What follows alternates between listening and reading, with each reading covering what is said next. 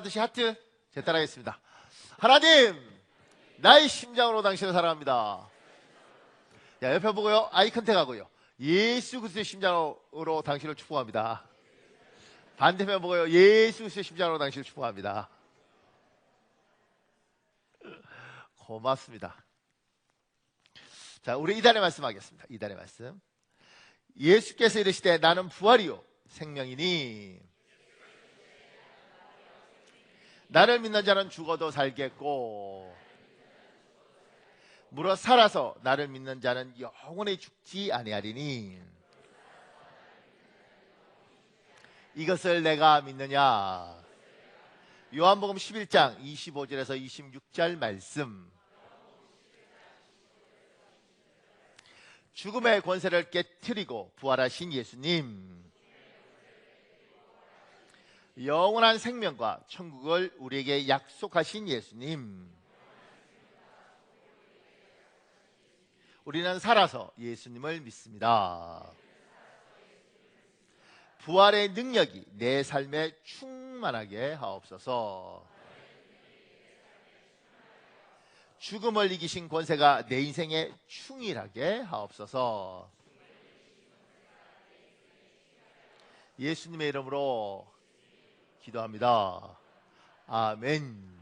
반드시 여러분의 선포대로 될 줄 믿습니다. 오늘 그 출애굽기 8장, 출애굽기 9장, 출애굽기 33장에 계속해서 구별이라는 이야기가 나옵니다. 그 부분에 대해서 좀 살펴보겠습니다. 제가 밑에 간략하게 오늘 본문에서 이렇게 적었습니다. 하나님은 모세를 사용하여 이스라엘 사람들을 이집트 노예 생활에서 구하십니다. 출애굽의 과정에서 하나님은 10가지 재앙을 사용하십니다. 그때 재앙을 내리면서 이스라엘 사람들과 이집트 사람들을 구별하여 재앙을 내리십니다. 파리떼 재앙에서 이집트 사람들의 지역에는 갑자기 나타난 거대한 파리떼 때문에 고통스러운 상황이 지속되지만 이스라엘 사람들이 사는 고센 지역에는 파리떼가 나타나지 않습니다. 심한 돌림병이 왔을 때에도 이집트 사람들의 가축은 돌림병으로 죽었지만 이스라엘 사람들의 가축에는 병이 없었습니다. 하나님은 이집트 사람들과 이스라엘 사람들을 구별하여 재앙을 내리셨습니다. 오늘은 이 부분에 대하여 살펴보려고 합니다. 하나님이 이스라엘 백성들을 이집트에서 꺼내올 때 10가지 재앙을 내리잖아요. 신학교 가면 요거 시험칩니다. 10가지 재앙을 순서대로 쓰십시오. 그럼 우리가 이렇게 외웁니다. 지금은 제가 앞에 앞글자만 이렇게 따서 왔잖아요.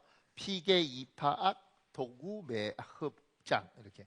옛날에는 이게 악질이 아니고 온역이었어요. 그래서 피계, 이파, 온, 도구, 매암장, 뭐 흙을 암이라고 이렇게 해서 도구, 매암장 이렇게 외웠습니다. 그래서 그렇게 막 외우고 시험 치고 그랬죠. 10가지 재앙을 내려서 하나님이 했는데 10가지 재앙을 내리면서 이스라엘 백성한테는 하나님이 하지 않고 이집트 백성에게만 했어요. 근데 거기 이제 차이가 있는데 그때 이제 우리가 이렇게 생각하는 거죠. 하나님이 참 사람 차별하네. 이렇게. 근데 오늘은 차별이 아니라 구별이라고 이야기해요. 이게 무슨 말인가? 이걸 살펴보겠습니다. 작은 1번에요. 우리가 살고 있는 국가는 민주주의를 기반으로 한 나라입니다. 민주주의는 2가지 기둥에 서 있습니다. 자유와 평등입니다. 우리는 모든 사람은 평등하게 태어나고 평등하게 대우해야 한다고 믿습니다. 우린 자유민주주의 국가죠. 그래서 자유와 평등을 굉장히 중요시하고 평등의 가치를 높이 봅니다. 그 밑에요. 모든 사람은 평등하지만 각 사람은 태어날 때부터 차이를 가지고 태어납니다. 각자 타고난 키가 다르고 피부 색깔이 다르고 성별이 다릅니다. 그리고 자란 곳이 다르게 언어가 다르고 같은 언어를 사용해도 말투와 억양이 다릅니다. 이것 때문에 차별받지 않을 권리가 있습니다. 이게 평등입니다. 그러니까 태어난 것 때문에 차별하거나 환경에 의해서 주어진 것을 차별하면 안 된다는 거예요. 평등하게 돼야 된다는 겁니다. 그러니까 옛날에 키가 작으면 이렇게 말씀하셨죠. 어른들이 저거 난쟁이 똥자루만 하다. 이거 무슨 뜻인지 지금도 모르겠어요. 난쟁이 똥자루가 뭔지. 근데 하여튼간 그 작을 때 그렇게 하잖아요. 그러니까 누가 그렇게 태어나고 싶어 태어났나? 태어났는데 작게 태어난 거 어떻게 해요? 내 잘못이 아니잖아요. 그렇게 그냥 유전 잡고 태어났는데 그거 갖고 소름 당하고 무시당하고 누군 눈이 찢어지고 있어 태어났나? 나도 눈 땡그랗게 태어나고 싶은데 찢어졌는데 그거 갖고 시비 걸고 그게 이제 이게 그러니까 태어나고 자란 것 때문에 무시당하거나 환경 때문에 저거 뭐 전라도에야 저 경상도에야 뭐 이렇게 해서 무시당하면 안 된다는 거예요. 이게 이제 평등이 주장하는 겁니다. 그러니까 평등하지 않은 나라, 그 밑에요. 사람을 차별하는 나라는 후진국입니다. 차별은 사람마다 각자 태어나고 자라난 차이를 인정하지 않는 것입니다. 이런 차이를 등급으로 나누어 불이익을 주고 불합리하게 대우를 하는 것입니다. 장애인을 차별하고 피부 색깔 때문에 인종을 차별하고 성별이나 국적 때문에 사람을 차별하는 것입니다. 이런 나라는 하나님이 원하는 나라가 아닙니다. 하나님이 땅을 만들고 인간들이 이렇게 차별하기를 원치 않았는데 사람은 차별을 합니다. 그러니까 차별을 하는 것들이 몸에 배어 있으니까, 왜냐하면 차이가 있는데 이 차이를 인정하지 못하는 거죠. 이 차이 때문에 흰색 사람들은 검은 사람은 그럼 검게 태어나고 싶었나요? 이 차이를 인정하지 않고 이걸 통해서 차별을 하는 거죠. 그래서 미국에는 이제 흑인들은 이런 말 합니다. 흑인 형량이 있다는 거예요. 그러니까 죄수가 백인이면 백인 형량이 있고 흑인이면 흑인 형량이 있는 거예요. 그러니까 5년짜리 줄 것도 흑인이면 6년 줘버리는 거예요. 검다는 이유 하나만으로. 그러니까 누가 검게 태어났나요? 태어났으니까 그냥 싫은 거예요. 검은 게 싫고 검은 게 더럽고. 그리고 미국 같은 경우는 남미 사람들이 많이 와 있단 말이에요. 그런데 이제 한 10여 년 전에 유명한 사건이 이제 종업원을 뽑는데 남미 사람들 중에 뭐 불가리아 뭐 이렇게 뭐 콜롬비아 이렇게 하면 이제 사람들이 모욕감을 느끼는가 봐요. 자기가 가난하고 서러운 나라에서 왔다 이런 거. 그런데 이제 우리 한국인 주인이 별 생각 없이 종업원 문의 전화가 왔는데 너 콜롬비아 사람이야? 뭐 이런 식으로 이렇게 해버린 거예요. 미국 무서워요. 고소하니까 2,400만 벌금 받았어요. 그 말 한마디에. 왜냐하면 사람에게 모욕감을 주고 나라를 걷고 차별했다고. 그러니까 태어나고 자란 것에 대해서 그것 때문에 자란 그 환경에 대해서 무시하거나 이러면 안 되는 거예요. 이 세상 돌아보면 재밌는 건 영어를 못하잖아요. 영어를 못하면 사람 취급을 못 받는 경우가 많습니다. 그리고 학력은 영어 수준으로 평가를 해요. 어느 나라를 가든지 간에 대부분. 그래서 영어를 못하는 순간 뭐 이를테면 뭐 일본 사람들은 박사들도 영어 안 되는 사람들 많단 말이에요. 그러든 말든 간에 아주 수준이 하층민으로 보고, 미국도 뭐 할 때 이렇게 영어가 안 되면 탁 이렇게 봐요. 갑자기 이렇게 무시하듯이 이렇게 보는 그런 모욕감이 있어요. 그러니까 이 언어 가지고 사람을 평가하는 거죠. 사람을. 그러니까 이런 평등하지 않은 사회, 특히 태어난 것 같고 시비를 거는 이 사회를 우리는 후진국이라고 이야기를 하는 겁니다. 그런데 교회도 이렇게 가면 안 되는 거죠. 교회도. 미국이 굉장히 선진국 같지만 1955년에 미국에 굉장히 유명한 사건이 있었습니다. 알라바마 몽고메리에서. 그때 이제 그러면서 이제 마틴 루터 킹 이런 사람들이 유명해졌는데, 그게 뭐냐면 흑인 여자분이 버스에 이렇게 앉아 있었어요.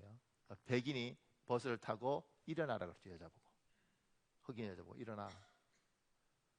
그 이유가 뭐냐면 버스를 타면 앞에 네 자리는 백인만 앉아야 되는 거예요.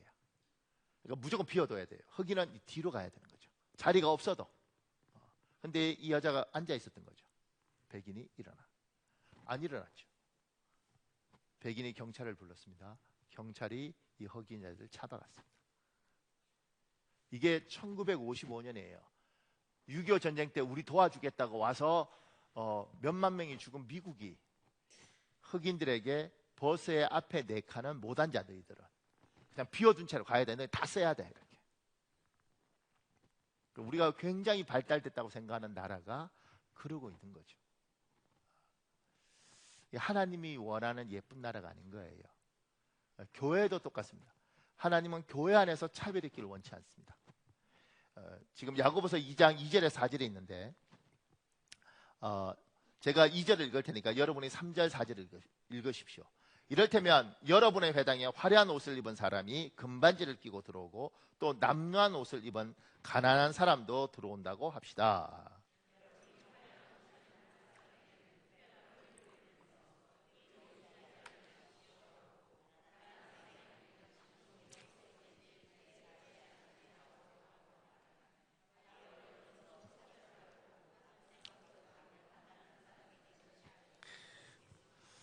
교회는 큰 물고기 이론이 있습니다. 큰 물고기 이론. 큰 물고기 이론은 이런 거예요. 목사님, 이번에 새로운 성도가 교회 등록을 했습니다. 목사님, 저거 큰 물고기입니다. 저기요, 빌딩이 있습니다. 빌딩이. 돈이 얼마나 많은지 모릅니다. 큰 물고기입니다. 그럴 때 빌딩도 없고 내 집도 없으면 그 사람은 생각하는 거죠. 아하, 내가 송사리인가 보다. 이게요, 이게 목사님들이 어쩌다 이렇게 됐는지 이게 지금 뭐 보편화된 건 아니고 옛날에 그래서 교회 안에 큰 물고기가 있고 피레미와 송사리들이 있는 겁니다. 저는 이제 그 이야기 들을 때 제가 알았죠. 아, 내가 피레미에 속하는구나. 이렇게. 그러니까 교회도 이제 한번 보십시오. 교회에 아주 뛰어난 판사가 오든 검사가 오든 의사도 아주 유능한 의사가 오는 순간 놀라운 건 저 식당에 밥을 먹을 때 그 사람 주위에 참 많은 사람들이 기쁘게 먹어요. 온 지 얼마 안 됐는데도 얼마나 친한지 몰라. 참 감사한 건 우리 교회는 판사도 없고 검사도 없고 의사도 없어. 다 너무 이게 자랑인가? 그러니까 희한한 건 모든 사람은 힘 있는 사람, 그 다음에 능력 있는 사람 옆에 붙고 싶죠. 힘없고 능력 없는 사람 옆에 붙어있기 싫어요. 왜냐하면 내 걸 잊어버릴 것 같아서. 근데 교회도 그렇게 힘 있는 사람이 오면 사람들이 자기도 모르게 이렇게 가고 봤는데 아무것도 없으면 무시를 하는 거예요. 그러니까 하나님이 우리에게 얘야, 나는 차별이 참 싫단다. 사람이 사람을 무시하고 부당하게 대하고 사람끼리 등급을 나누는 게 내가 참 싫단다. 그런데 인간은 천성적으로 등급을 나눕니다. 그리고 자기들도 모르게 그걸 가지고 사람을 평가를 합니다. 제가요, 청년 때 이제 있던 제 교회가 한 100여 명 됐을 때 수요일 날 오전 예배도 있고 오후 예배도 있었어요. 오전 예배를 이렇게 마치면 점심때가 되는 거예요. 11시에 예배해서 한 12시 반 이렇게 마치면.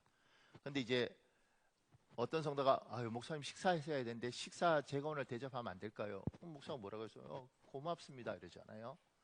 그런데 가면서 자기 친한 친구들을 이렇게 데려가더라고요. 제가 그 자리에 왜 꼈는지 모르겠는데 그렇게 하니까 한 열 몇 명이 이렇게 목사님과 같이 식사를 갔어요.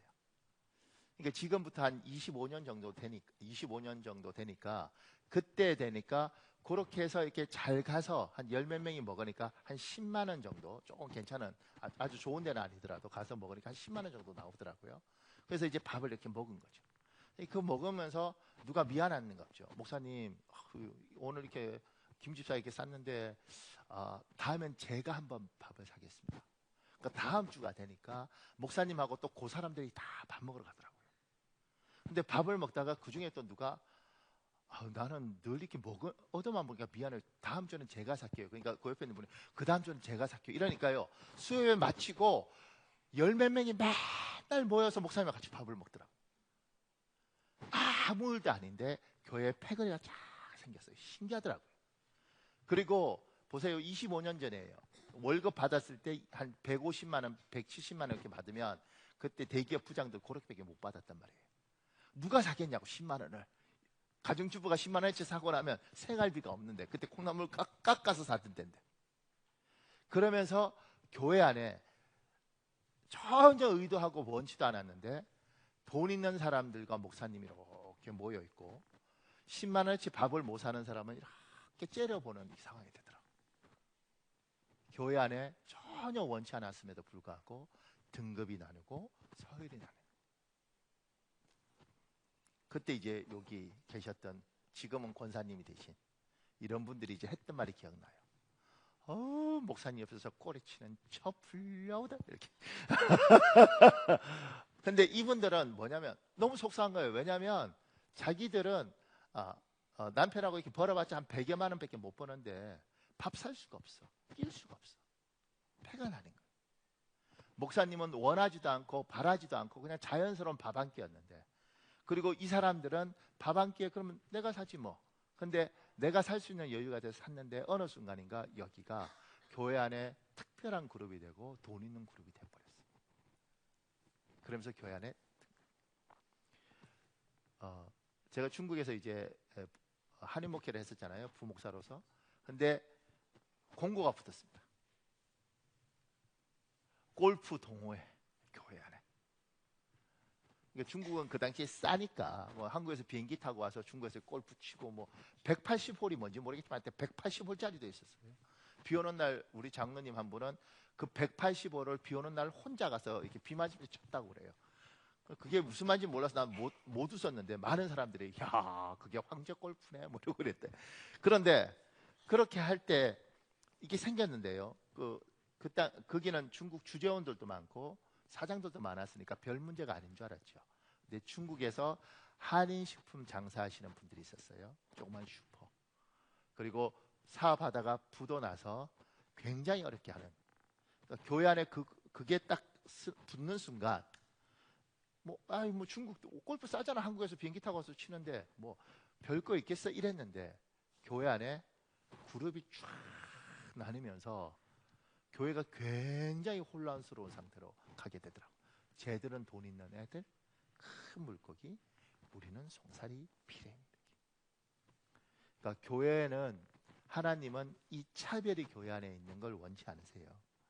그러니까 이 차별을 없앨 수 있는 방법은 사람은 선천적으로 그런 것들을 따지고 잘생긴 사람이 오고 또 멋있는 사람이 오면 마음이 가는 게 사람이라서 가진 사람이 힘이 있는 사람이 자기를 낮추는 것들이 교회는 절대적으로 필요합니다. 같은 말을 할 때 같은 행동을 할 때 내가 많은 걸 가졌으면 스스로 자기를 낮출 필요가 있습니다. 그러게 겸손이고 교회의 평화입니다. 그 밑에 작은 2번에요. 우리는 차별에 반대하지만 특히 사람을 차별하는 것에 반대합니다. 그러나 구별을 인정합니다. 하나님은 이 세상에서 자기 사람들을 구별하여 부르십니다. 우리 이사야 43장 1절에 있습니다. 여러분 읽으십시오. 시작.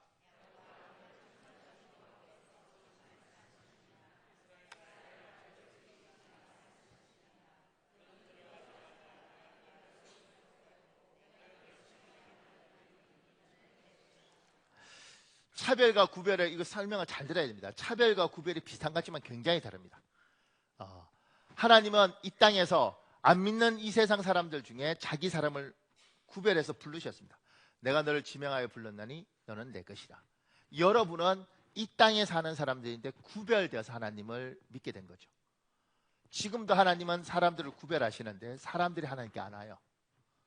하나님이 안 불러서 안 오는 게 아니라 끊임없이 전도지 돌리고 예수 믿자고 이야기해도 안 오는 거죠.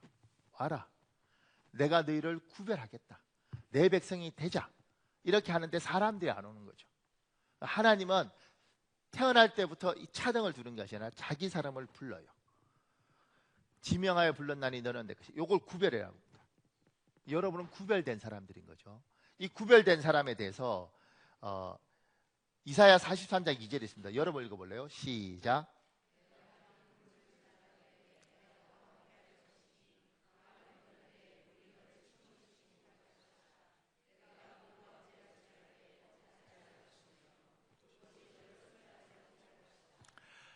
이게 하나님이 자기 사람들을 부르시고 이 구별된 사람에게 약속을 하시는 거예요. 뭐라고 이야기하냐면 물 가운데 지나갈 때 물이 너를 삼키지 못해. 불 가운데 지나가는데 불꽃이 너를 거르지 못해. 그럼 이제 우리는 이 말씀을 들으면서 차별하는 거네. 자기 사람은 잘해주고 아닌 사람은 못해주고. 이게 잘 들으십시오. 그게 아니에요. 하나님은 이 땅에서 자기 사람을 구별했습니다. 그리고 그 사람에게 약속하시죠. 얘야, 불이 너를 상치 못하게 하겠다. 너를 괴롭히지 못하게 하겠다. 내가 너를 보호하겠다. 세상 사람들은 차별하는 거네. 우리는 안 해주면서. 근데 하나님은 그러지 않다. 이건 구별하는 거야. 구별된 사람한테 내가 그렇게 해주는 거야. 아직도 헷갈릴 수 있어요. 제가 거기에 이렇게 적었습니다. 같은 공이라도 축구공과 럭비공을 구별하는 것처럼 같은 사람이라도 군인과 민간인을 구별하는 것처럼 하나님도 사람을 구별하여 대하십니다. 잘 들으십시오. 하나님은 사람을 구별하여 대하십니다. 군인하고 민간인하고 차이가 뭐냐면 군인은 총을 줍니다.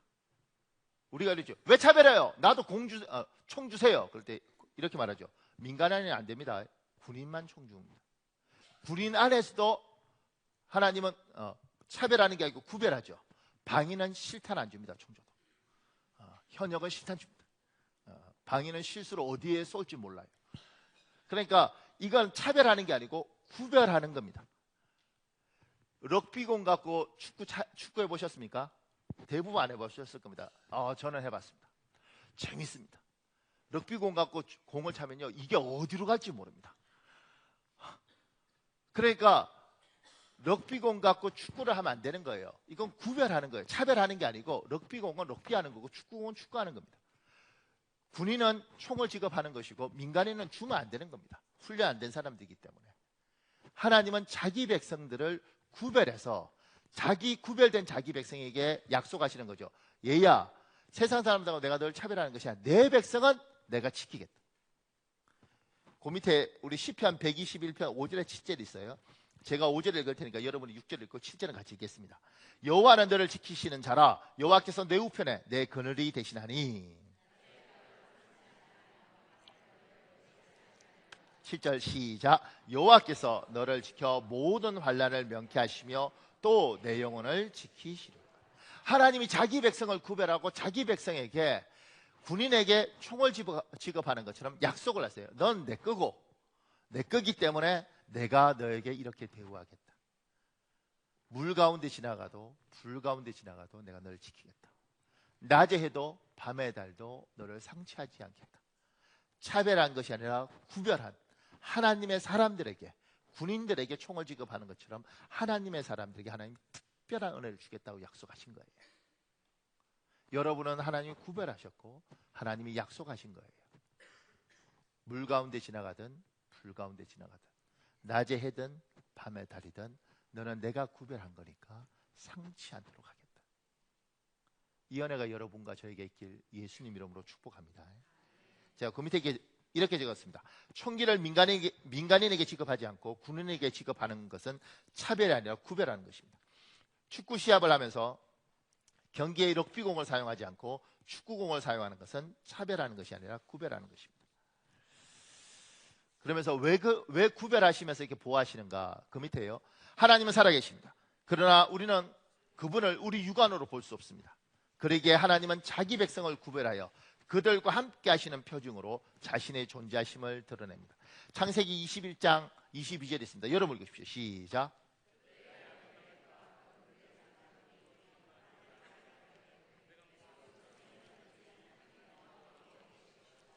창세기 39장 2절 3절에 있습니다. 이것도 읽으십시오. 시작.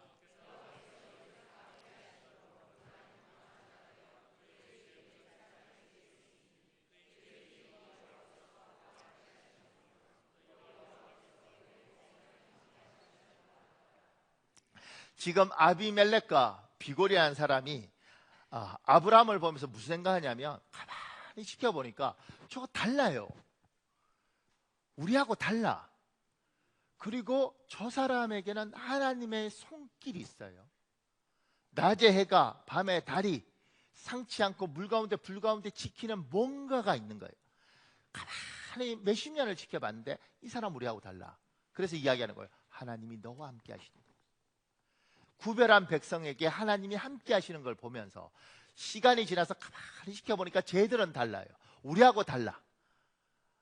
왜냐하면 하나님이 저들을 구별해서 자기 백성을 하나님이 보호하시고 이끌어 가시는 걸 보는 거예요. 요셉을 보디발이 가만히 보니까 달라요. 얘는 달라. 우리하고 달라. 그리고 어떤 손길이 보이지 않는 누군가가 저를 지키는 걸 긴 세월 지켜보니까 보여요. 그래서 이야기하는 거죠. 하나님이 너와 함께 하시도다. 하나님이 이 땅에 자기 사람을 불러요. 구별해요. 그리고 세상 사람들과 차별하는 것이 아니라 구별된 사람에게 하나님은 자기 사람으로 구별했기 때문에 이 사람을 통해서 자기가 존재하심을 확인시키십니다. 그래서 사람들이 보면서 생각하는 거예요. 야, 저 사람 보니 하나님이 있긴 있는 것 같다. 저 달라. 저 정도면 죽고 완전히 망해야 되는데 저 가운데도 사네? 뭐야 이거? 저 뭐지? 이런 질문들을 하는 겁니다. 잊지 마십시오. 여러분 구별된 사람들이고 구별된 사람에게는 하나님의 손길이 있습니다. 그리고 세상 사람들은 보고 있습니다. 긴 세월 보면 보입니다. 저 사람은 달라. 때로는 하나님께서 높이 올라가는 그를 교만에 바들바들 떨고 있게 교만한 자를 그를 하나님이 확 꺾으면서 사람 만드는 걸 보면서 야, 하나님의 사람 하나님이 결국은 다루는구나. 보이는 거예요. 야, 저 집이 아직도 안 망하고 버텨? 그런데 가만히 보니까 하나님이 사람 만들어 가는 것들을 보니까 야, 하나님 정말 살아계시구나. 하나님 참 대단하구나.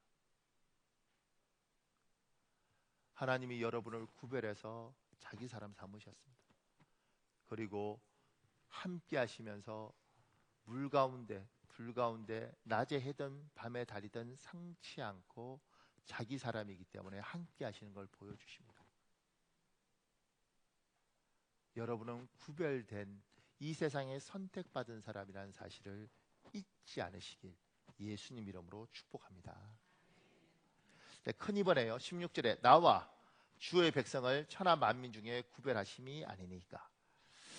그럼 하나님이 우리를 구별하시고 하나님 우리를 지키셔요. 그러면 구별된 우리는 어떻게 살 것인가?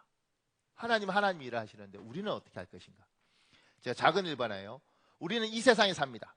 세상 사람과 똑같은 외모를 가지고 똑같은 음식을 먹고 삽니다. 그런데 우리는 세상 사람과 구별됩니다.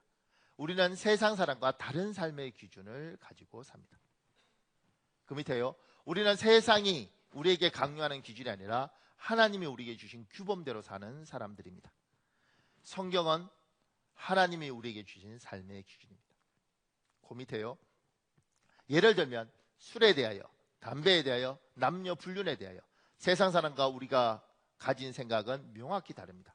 이런 모습들이 세상과 구별되는 우리의 차이입니다. 세상 사람들하고 우리하고 무슨 차이, 어떻게 구별되는가? 우리는 어차피 같은 회사를 다니고 같은 차를 타고 그리고 같은 빌라든 아파트든 삽니다. 구별 안 돼요. 근데 가만히 보면 하나님이 함께 하시는 게 보이는 것처럼 가만히 보면 사는 게 달라요. 사는 게. 삶이 달라요. 옛날에 이제 중국에 있을 때 이제 교회 예수 믿겠다고 교회 온 분이 있어요. 중국에 사업한다고. 그러니까 이제 교인 그래도 한국인이니까 한국인들이 일단 좀 팔아줘야 되지 않겠어요? 그래서 교회를 등록을 하고 목사님 저희가 고깃집을 하는데 식사를 대접하겠습니다. 그래서 우리 사역자들 불렀어요. 그래서 고기 먹으러 갔죠. 다 갔는데 이제 고기 쫙 하면서 목사님 술은 뭘로? 저희가 굉장히 놀랬죠. 자기가 집사라 그랬는데 술은 뭘로? 저희 술 안 먹습니다. 죄송합니다. 포도주는 뭘로? 이렇게 포도주 저희들은 포도주도 안 드세요? 에이, 저 괜찮습니다, 목사님. 포도주는 저 그때 보고 엄청 놀랐습니다. 그러니까 가만히 보면 하나님의 사람은 살아가는 방식이 이 세상에서 부름 받아서 이 세상에서 살던 우리의 습관이 있긴 하지만 하나님이 구별해서 하나님의 말씀을 끊임없이 가르치면서 사람들이 변해가는 겁니다. 그러니까 여러분이 변하지 않는 건 여러분 굉장히 미안하지만 여러분이 변하지 않는 건 죄악입니다. 목사님 저는 원래 이렇게 생겨 먹었습니다. 원래 그렇게 생겨먹은 걸 주께서 부르셨어요. 구별하셨어요. 그리고 뭐예요? 사람 만드시는 거죠. 너는 내 백성이니까 구별되게 살아라. 세상 사람은 저렇게 살아도 너는 구별되게 살아라. 너는 내 백성으로 살아라. 너는 내 백성으로 살아라. 그래서 예수 믿는 사람은 예수 믿는 나름대로 멋과 나름대로 향기가 있어야 되는 겁니다. 같이 있어보면 좀 달라. 그래서 나도 모르게 이야기하는 거예요.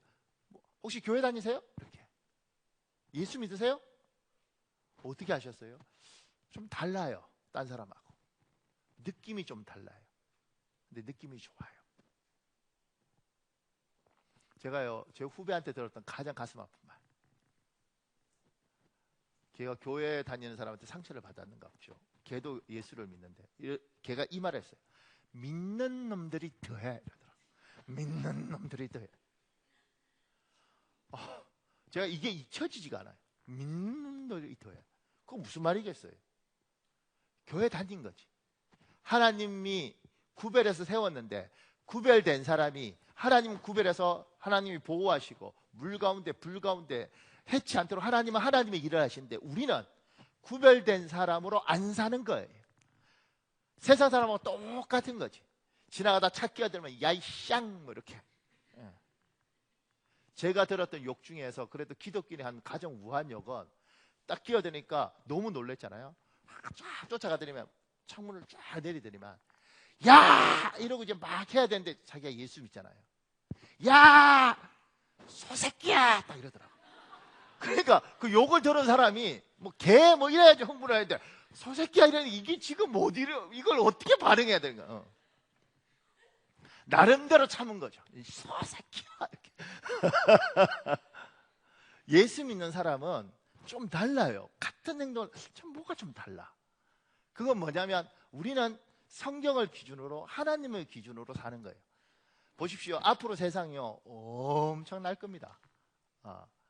제가 미국이든 유럽이든 이런 쪽에 관심이 많았던 이유는 뭐냐면 한국은 반드시 그렇게 갑니다. 반드시 한국은 그렇게 가는데 그거 뭐냐면 인간들의 문화는 자기의 쾌락을 향해서 갑니다. 그러니까 우리가 유교란 바탕이 있고 기독교가 나름대로 뿌리가 있어서 버틸 뿐이지 반드시 무너지게 되어 있습니다. 그러면요 제가 그 작년에 미국 가서 이제 이것저것 하면서 가장 끔찍했던 건 그 남자애가 문신을 이 온몸에 모든 손가락 발가락까지 다 문신을 했더라고요. 근데 부인인가 봐요. 이 부인도 다 문신해서 그냥 봐도 이렇게 이럴 정도로 둘이 부부예요. 근데 애를 하나 입양을 했는가 보더라고요. 걔를 데리고 걔는 깨끗해요. 아직 조그만데 제가 그 생각이 들더라고요. 야 이렇게 해도 입양할 수 있고 이 입양한 이 여자애는 지금 부모를 보면서 얘는 어떤 인생을 살까? 근데 이 사람들을 내가 어떻게 만났냐면 LA에 죽음 박물관이 있습니다. 데트 뮤지엄. 그래서 이렇게 인간의 자살 뭐 하여튼간 내가 그게 유명하다 그래서 가서 제가 봤는데 다시는 가고 싶지 않아요. 끔찍한 데인데 거기에 애를 데려왔어요. 총쏴서 죽고 뭐 자살하고 목매다고 이걸 다 기관총 쏴서 사람 죽이고 이걸 요만한 애를 데리고 들어온 거예요. 내가 이거 저는 이제 뭐 학문적으로 연구한다고 갔다가 보다가 이거 보면서 막 푹푹 껐더라고. 이런 여기에 저런 사람들이 애를 입양한 것 그것도 문제인 것 같고 걔를 데리고 요 조그만 애를 데리고 아니 권총 이렇게 쏴서 자살하는 이런 영상 그게 다 영화가 아니고 다 사실이에요. 그걸 이 뭐 5살쯤 되는 애한테 보여주는 얘들은 뭔가. 근데 그런 문화가 쫙 들어옵니다. 왜냐하면 사람은 각자의 소견에 옳은 대로 하는 거예요. 자기 하고 싶은 대로 하는 거예요. 자유란 이름 하에 자기가 하고 싶은 대로 하는 세상이 옵니다. 그러니까 성적으로도 문란하고 그 다음에 자기 하고 싶은 주장 다 하고 거기에 이제 기독교가 힘든 게 아니고요. 기독교가 꽃을 발할 수 있습니다. 왜냐하면 이렇게 혼란스러운 세대에 하나님 말씀대로 사는 사람들이 볼 때 참 매력적인 사람들이 있는 거예요. 로마가 기독교 된 것에 대한 여러 가지 해석들이 있는데 그 중에 하나가 뭐냐면 로마는 굉장히 문란한 나라였습니다. 그 문란한 나라에 순결한 여자들이 있었습니다. 그 아이들이 누구냐면 기독교 가정의 아이들이었습니다. 그래서 로마 귀족들이 자기들이 너무 문란한데 자기 새끼한테는 순결한 아이와 결혼하고 싶었어요. 그래서 좀 더 가난하고 이래도 기독교인들을 데려왔죠. 부자들이. 그리고 이 여자애들이 신실했기 때문에 남편들을 다 믿음으로 개종시켰어요. 그러면서 로마가 국교가 되는, 나라가 뒤집어지는데 큰 힘이 됐다고 이야기를 해요. 그러니까 문란하고 혼란스러울 시대에, 이기적이고 탐욕적인 시대에 하나님의 말씀대로 사는 사람들, 그 말씀대로 지키려고 하는 이 사람들이 희망이고, 이들을 통해서 미래가 있는 거죠. 여기 김윤호라는 사람이 쓴 글에 이런 내용이 있습니다. 일산검찰청 시민 모니터제를 시행하고 국민을 섬기는 열린 검찰이라는 평을 받으며 언론에 좋은 보도가 나간 적이 있는데, 당시 한 고위 인사에게도 그 이야기가 들어간 것 같다. 2003년 가을 어느 날 상부로부터 전화가 걸려왔다. 그 고위 인사가 일간 일산검찰청을 방문하겠다는 것이다. 그것은 매우 이례적인 일이었다. 고위 인사가 본청이 아닌 지청을 방문한 일은 거의 없다. 고위 인사가 청을 방문한 날 그분을 영접하여 대회의실로 안내했다. 영상물로 기획된 보고서를 상영한 뒤 검찰청을 안내했는데 분위기가 상당히 좋았다. 그리고 그날 저녁 식사까지 같이 하게 되었다. 여러 동료들도 그 자리에 함께했다. 하지만 나는 그 자리가 어떤 자리가 될지 분위기를 예상하고 있었다. 그분이 술을 좋아한다는 소문을 들어서 알고 있었기 때문이다. 예전에도 나도 술을 많이 마셨지만 1999년 이후로는 술을 입에 대지 않았다. 그래서 술을 권하면 어떻게 대처해야 할지 고민스러웠다.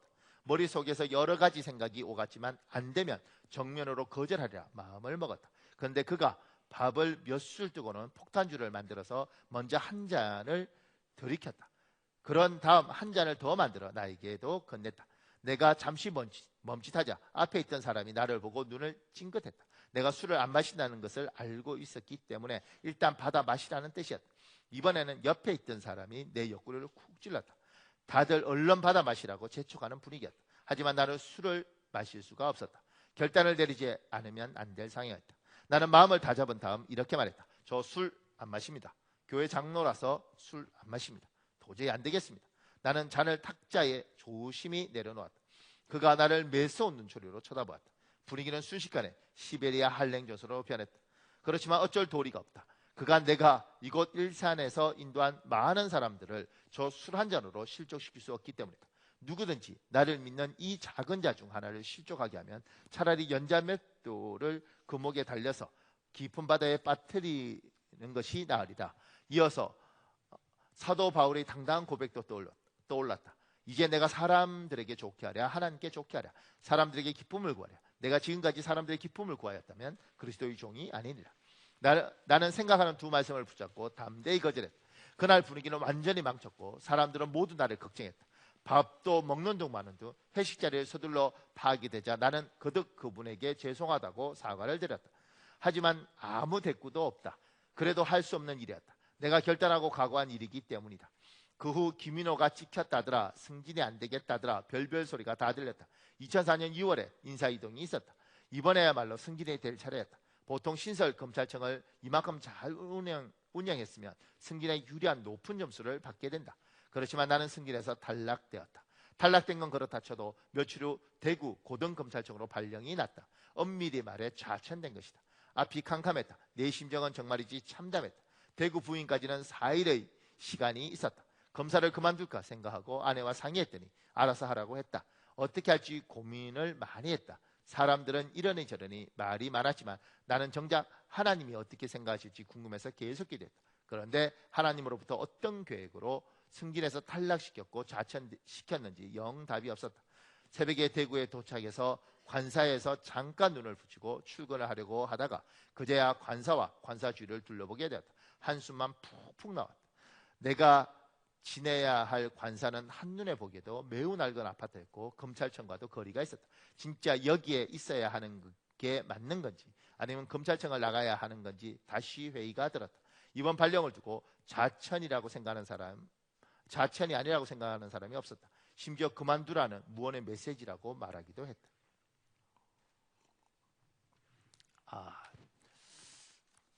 이 사람 어떻게 됐을까요? 자, 책을 사서 읽으세요. 책을 사서. 소신대로 했으면 하나님 지켜주셔야죠. 불이익 당하고 좌천됐죠. 대구 가서 근데 놀라운 일들이 하여튼간 있습니다. 궁금한 사람은 책을 사서 읽으시오. 제 방에 오면 빌려줄 수도 있습니다. 하나님 말씀대로 사는 사람. 그러니까 술 먹는 게 뭐 큰 죄겠어요, 그죠? 그런데도 불구하고 자기가 하나님하고 약속한 거죠. 안 먹겠습니다. 안 먹겠습니다. 그러니까 하나님이 술 취하지 말라 그러셨으니 그 말씀을 지키려고 몸부림을 치는 거예요.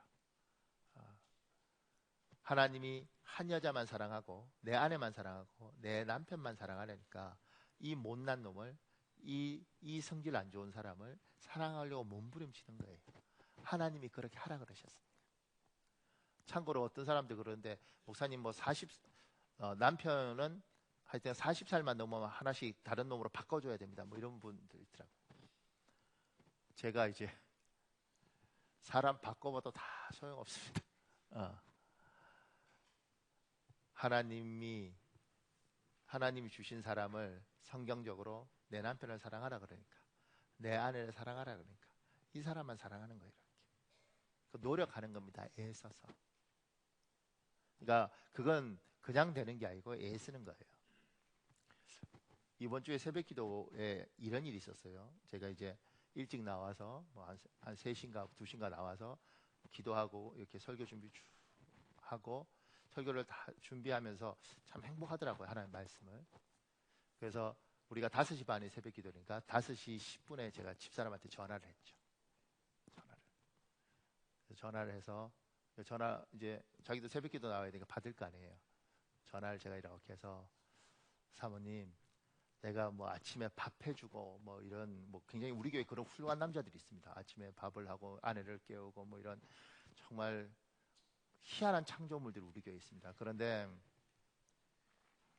네, 여보 나는 뭐 음식도 잘 못하고 그런 능력도 없고 난 잘 못하는데 오늘 새벽에 맛있는 말씀을 내가 준비하고 있을 테니까 사모님 오늘 새벽에 꼭 나와서 은혜 받아 이렇게. 그러니까 이제 그게 노력하는 거잖아요. 서로 간에 애쓰는 거잖아요. 제가 이거 어떤 분한테 이야기하니까 그분이 그러더라고요. 목사님 새벽 5시 10분에 여자한테 전화하면 맞아 죽습니다.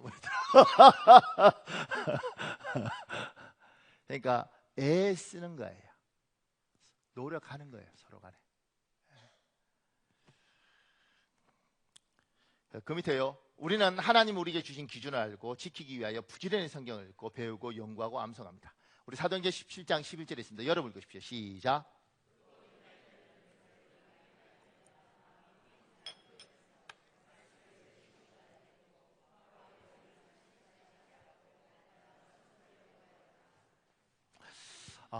하나님이 우리에게 성경 읽기를 요구하신다고 저는 믿습니다.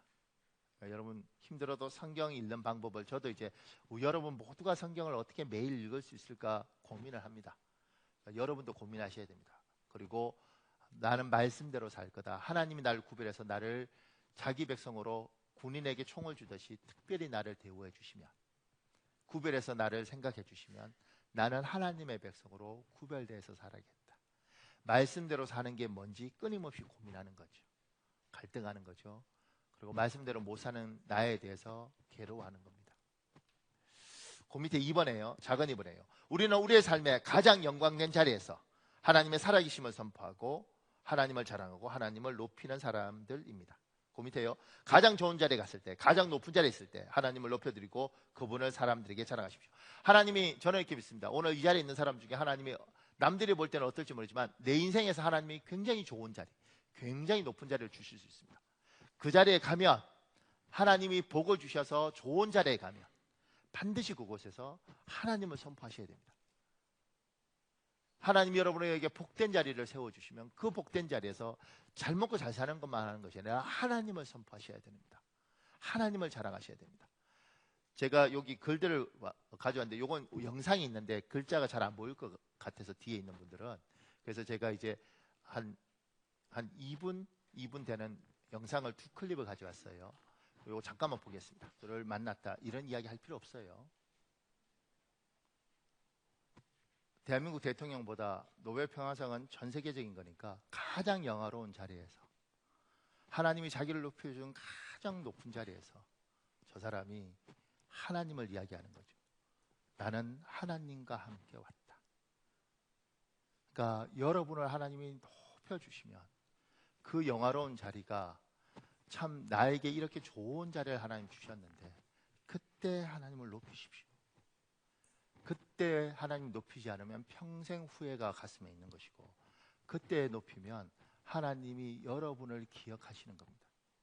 이게 구별된 사람들, 하나님의 은혜와 하나님의 인도하심 속에 온 사람들이 하나님의 어떤 자리에 가면, 하나님 세운 어떤 자리에 가면 그 이야기를 하는 거예요. 하나들은 덴젤 워싱턴이라는 사람이 있습니다. 이거 우리나라 영화 배우 같으면 안성기 정도 되는 수준의 사람이라고 생각하면 될 것 같아요. 한국 영화에서. 이 사람은 세계적인 사람인데 뭐 아카데미상도 받고 골든글러브도 몇 번 받고, 그가 어떤 졸업식에 한 이야기예요. 보세요. 초청을 받아서 저분이 이제 한 이야기잖아요. 근데 저도 놀랐습니다. 미국에서 저렇게 쉽지 않은데 가장 먼저 put God first, 하나님을 가장 처음에 두십시오. 그 다음에 뒤에 put God first, 뭐 everything you do, 뭐 이렇게 하죠. 네가 뭘 하든지 간에 그것에서 하나님을 가장 먼저 두십시오.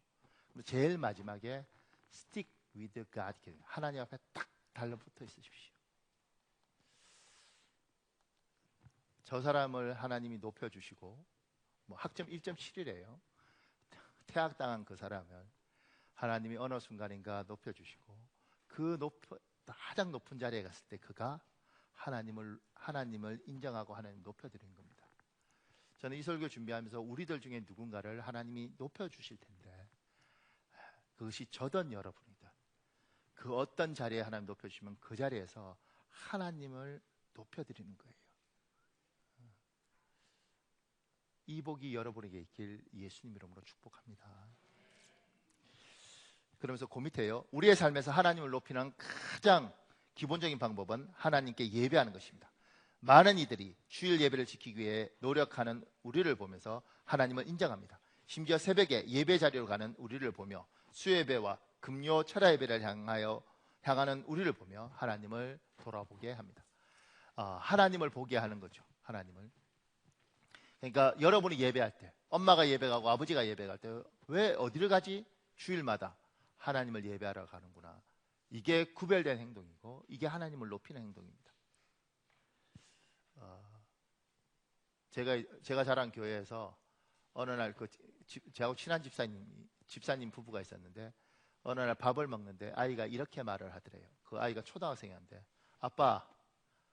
아빠는 집사님이잖아. 아빠 집사님이지. 아빠는 똥집사야. 초등학교 1학년이에요. 아빠가 똥집사. 아빠는 똥집사야. 교회 가고 싶으면 가고 자고 싶으면 자고. 놀라운 건 그 이야기 듣고 제 앞에서 막 웃으면서 그 이야기를 하는 거예요. 지금 웃을 일이야 지금. 그러면서 요 밑에 글은요, 제가 굵은 것이만요. 예배는 실제적인 힘이 있습니다. 힘이 있는 이유는 하나님의 임재하심이 있기 때문입니다. 그 밑에 예배는 하나님께서 우리에게 해주시는 공식적인 만남의 약속입니다. 그래서 예배는 하나님의 임재가 있고 하나님의 생명이 접촉되는 경험이 있습니다. 우리는 예배를 통해 일주일 동안 손상되었던 관계를 회복하게 되는데, 생활하려나 분주해서 잊고 지냈던 혹은 원하든 원하지 않던 지었던 죄들로 인해서 멀었던 하나님과의 관계가 회복되는 곳이 예배입니다. 또 하나님과 관계가 회복되면서 동시에 동시에 사람들과의 관계도 회복되는 것을 경험하게 됩니다. 그러니까 여러분, 예배를 놓치면 안 됩니다. 어떻게든 예배하셔야 됩니다. 그럼 제가 밑에 또 하나 적었어요. 아무도 없이 조용하고 한적한 곳에서 우리는 개인적으로 하나님을 묵상하고 찬양하고 예배합니다. 다른 사람이 볼 때 쟤 뭐해? 쟤 하나님 앞에 기도하는 거래. 참 예수 믿는 사람들은 좀 희한하다. 그냥 뭐 하는 거지? 스마트폰 보고 있는 게 아니고 기도하고 있는 거죠. 찬양하고 있는 거죠. 제가 시간이 오늘 세례도 있고 그래서 좀 그런데 제가 찬양을 하나 여러분 알고 있을 수 있는데 가르쳐 드리고 싶어서, 그래서 제가 자신이 없어서 홍 목사님 불렀어요. 목사님, 이 찬양을 제가 2번 부르고, 그리고 우리 한 한 3분 정도만 기도했으면 좋겠습니다. 그러니까 여러분, 예수 믿는 사람은 늘 하나님을 이렇게 마음에 있습니다. 힘들 때, 어려울 때, 지칠 때도 하나님. 근데 그게 기도가 어려운 사람은 찬양하는 거예요. 입술로.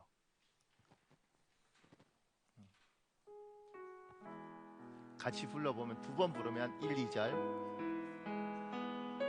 배울 수 있을 겁니다.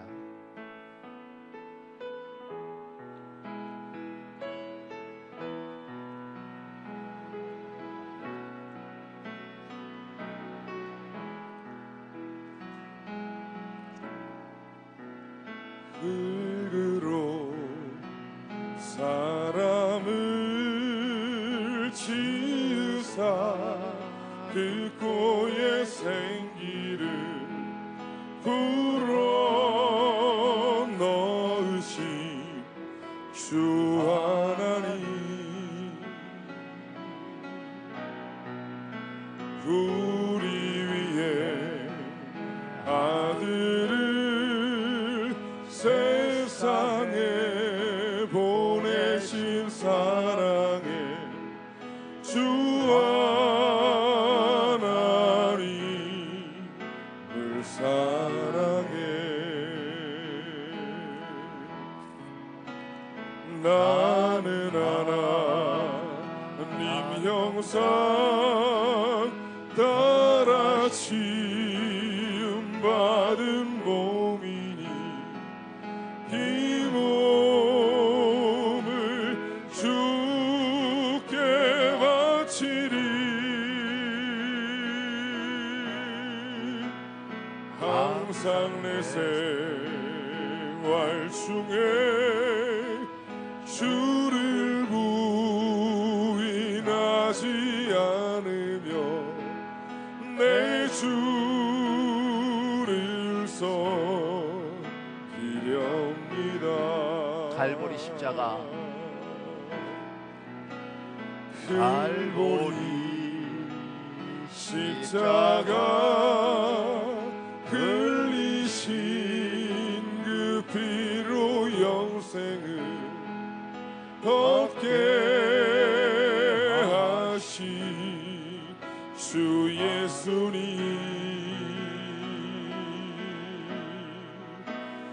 나 이제 주 위에 한평생 살아갈 동안 주님만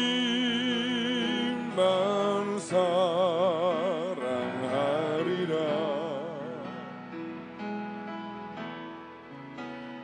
나는 하나님 형상 따라 지음받은 몸이니 이 몸을 주께 바치리.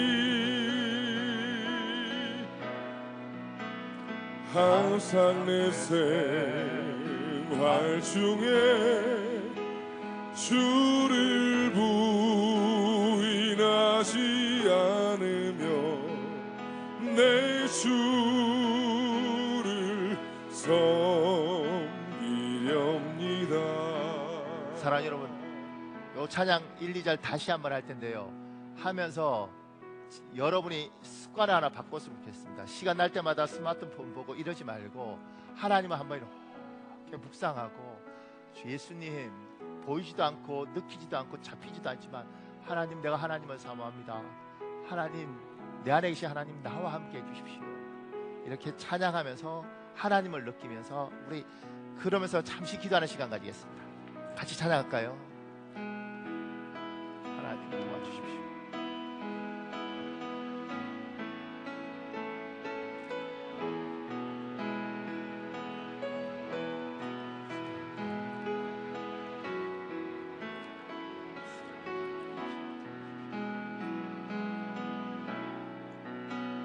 흙으로 사람을 지으사 그 고의 생기를 불어 넣으신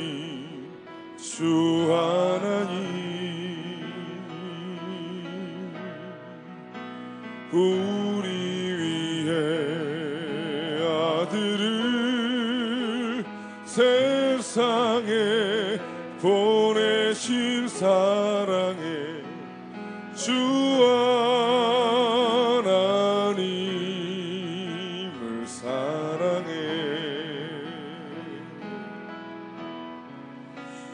나는 하나님 형상 따라 지음 받은 몸이니 이 몸을 주께 바치리. 항상 내 생활 중에 주를 부인하지 않으며 내 주를 섬기렵니다.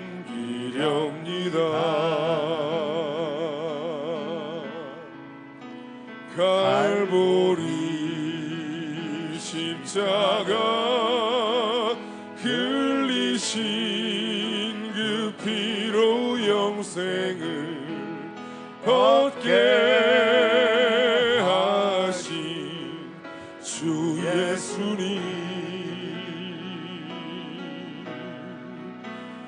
나 이제 주 위에 한평생 살아갈 동안 주님만 사랑하리라.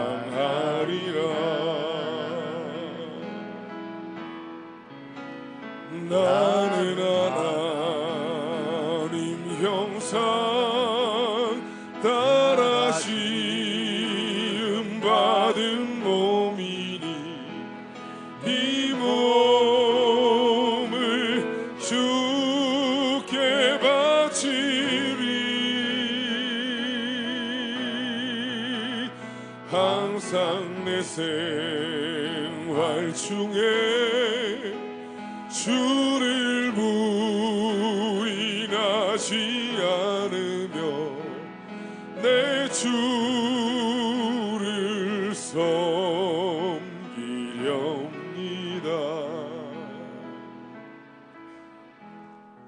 사람이 구별된 사람이라는 것이 혼자 이렇게 있는데 하나님하고 이렇게 교제하는 거예요. 찬송하고 기도하고, 하나님, 제가 하나님 많이 사랑하는데 어떻게 해요 하나님?